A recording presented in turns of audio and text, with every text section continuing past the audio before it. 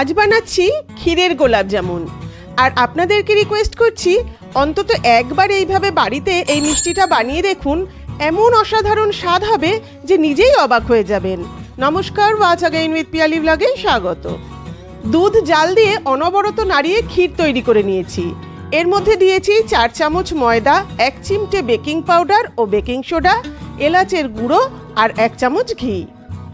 সব দিয়ে ভালো করে মেখে হাতে ঘি মাখিয়ে ছোট ছোট গোল করে নিয়েছি। এদিকে হালকা করে চিনির রস তৈরি করে রাখছি। ডুবো তেলে ক্ষীরের গোল্লাগুলো আঁচ কমিয়ে লালচে করে ভেজে তুলে রাখছি। এবারে চিনির রসে দিয়ে 2 মিনিট আঁচ কমিয়ে ঢেকে রাখছি।